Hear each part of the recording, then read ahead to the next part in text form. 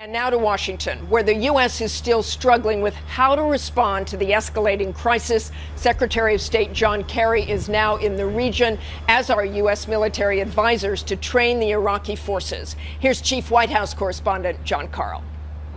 This morning, the first two teams of those military advisors the president has decided to send to Iraq are already in Baghdad preparing to work, following this promise from the commander-in-chief. American combat troops are not going to be fighting in Iraq again.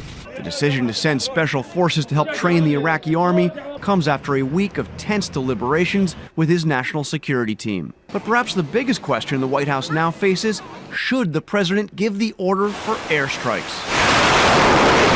Aside from obvious targets of opportunity, two things could trigger a larger military operation: intelligence showing a direct threat to U.S. interests, or progress by the Iraqi government finally overcoming the sectarian divide now tearing Iraq apart.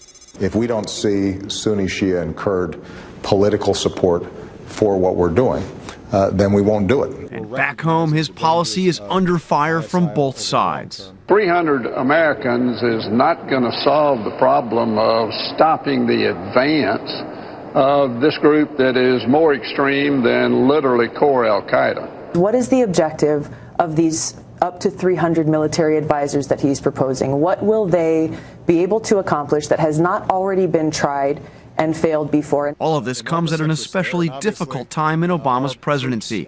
A new poll shows his approval rating has sunk to 41%, and a mere 37% approve of his handling of foreign policy, the very issue second-term presidents often rely on to stay relevant. For This Week, Jonathan Karl, ABC News, Washington. And we'll have much more from John later in the show. But right now, we want to turn to the former vice chairman of the Joint Chiefs of Staff, General James Cartwright, and Colonel Stephen Ganyard, a former F-18 pilot and also a former Deputy Assistant Secretary of State for Political Military Affairs. Thanks for joining us, gentlemen. General Cartwright, I want to start with you. The situation in Al-Qaim, the border town with Syria. This is a very serious turn of events. It is, Martha. It represents the opportunity for ISIS to establish safe havens and escape pursuit by either Syrian forces or Iraqi forces, should they decide to be able to muster that kind of effort. It also creates the opportunity for ISIS to move further, to move forces into Iraq. They now occupy about 300 to 400 kilometers along the Euphrates River. They are in a very commanding position. It is likely that this is somewhat of a defining moment for them, in that if they can hold these positions and lock them down, it is unlikely Iraq, as we envisioned it, will ever return. And Colonel Ganyard, about ISIS, Zarqawi, the leader of al-Qaeda in Iraq, who was killed in 2006. ISIS has been described as Zarqawi on steroids. I think it's interesting to use the Zarqawi analogy, because ISIS is very much the follow-on organization from Zarqawi's Islamic State in Iraq that the United States battled in 2006 and 2007. But this is a much more capable military outfit. If we want to anticipate what's next, we ought to think about when the U.S. killed Zarqawi in 2006. They found on his body a handwritten drawing that showed encirclement of Baghdad that came to be called the Baghdad Belts. So we know that ISIS is not going to stop. We think that Baghdad is the goal. And so what we got to look for next is the potential encirclement of Baghdad by ISIS to choke off the city and bring down the Maliki regime. And 130,000 U.S. troops had a hard time handling them then. General Cartwright, how on earth are 300 military advisors from the U.S. going to make a difference?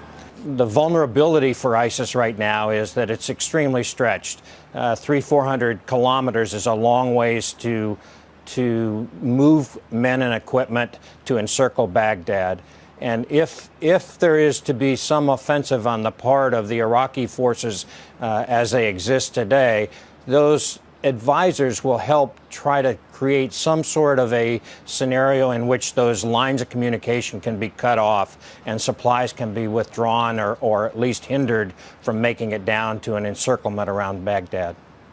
And I want to turn to Colonel Ganyard. What about the possibility of airstrikes? The airstrikes, there are difficulties because we're not going to have U.S. eyes and boots on the ground to be able to pick out targets.